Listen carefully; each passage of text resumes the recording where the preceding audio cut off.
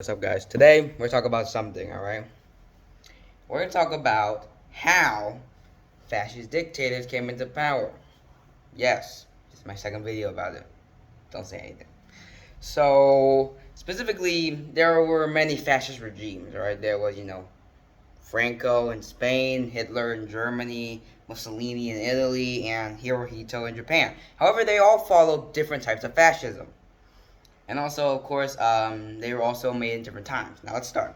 Now, first, Italy, the first fascist country, all right? Mussolini followed what's called Italian fascism. Now, basically what that means, Italy is, the term is, supposed to bring back the great Roman Empire, blah, blah, blah, stuff like that.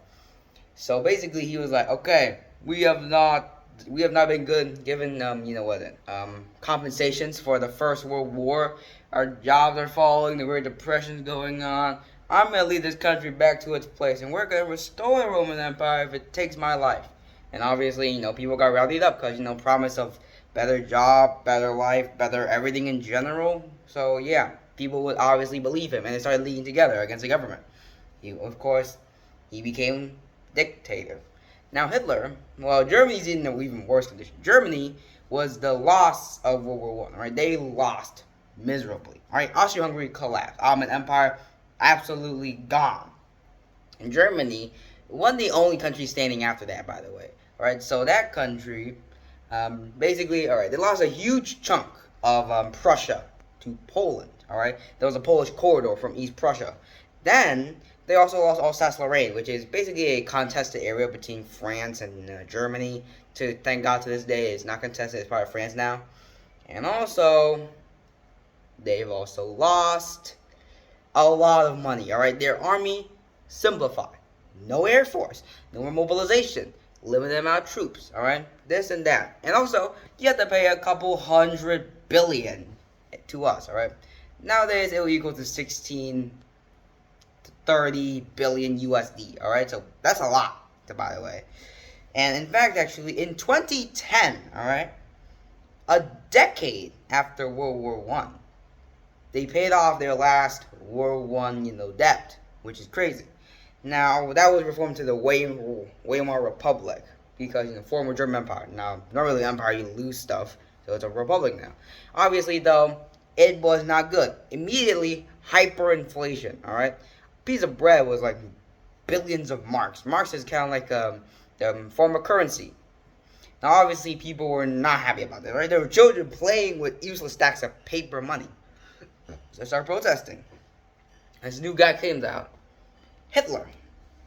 Right? Hitler came out and he did all of this and that, and he got popular. Right? He was new. Right? He was young.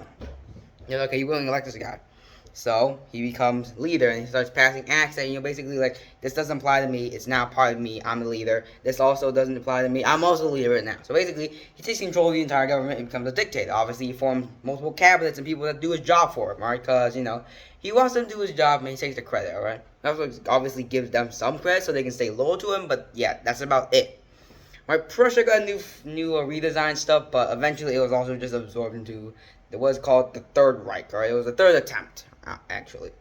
Now, obviously, what he was intending to do, right? We're going to kill every single other person that is not German, and then we're going to use that place to repopulate the earth with us. That sucks. Then there's Franco. Franco was part of the Popular Fascist Party, right? Basically, he didn't really say that, Spain's the best country in the world. But, well, basically, what he was trying to say is like, okay, what's going to happen is all the rich people get the benefits, you will have to suffer. Basically, that's how it works, right? Kind of like a semi-authoritarian regime. However, it wasn't really rated as one of the worst fascist countries because, well, number one, it was neutral during World War II. Number three, they didn't really, have any proof of treating civilians badly unless, they had a reason to. It was also petty, alright? Don't get me wrong, to support them. So basically, it was one of the better fascist countries, or it was a better option than most. Then there's, of course, Japan, right? Japan, basically, well, Japan, it's a imperial nation, right? It has a imperial family that spanned a couple thousand years, right? It's the longest lasting imperial family now. However, the problem is Japan doesn't really have a lot of, let's say, natural resources, all right?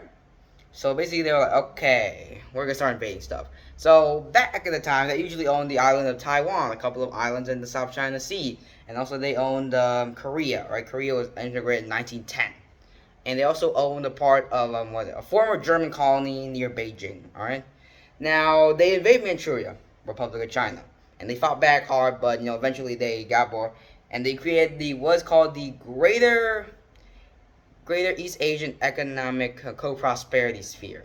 Kind of like okay, we're gonna do all this stuff. You get to read the manifest, but we're also gonna exploit you. So yeah, let's say how it sucks. All right.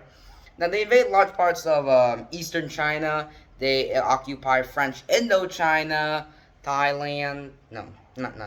Myanmar, Indonesia, Malaysia, Philippines, a part of Papua New Guinea, etc., etc. Right. So basically, they occupy a lot of land. And well, they were trying to get more because, of course, the U.S. were like, okay, because you're imperial and we don't like you, we're not gonna ship you any oil, which is hence why invasion of other countries. And also, they follow what's called Japanese fascism. Basically, like it's kind of like imperial fascism. All right, one person leads all, and everyone else just suffers under the fact that we're the better race. And even though they're still treated like ass. So yeah, in the end, well, they were all just madmen who are like, okay, we're the best race, but we're obviously gonna occupy, with them first. Cause well, if they're truly the best race, they wouldn't really, fight together. They only fought together because, okay, we're gonna fight them and we're gonna win, and then we can discuss it at a table. So basically, yeah, that's how it is. Thanks for listening to what I've had to say. Bye. I'll see you next video.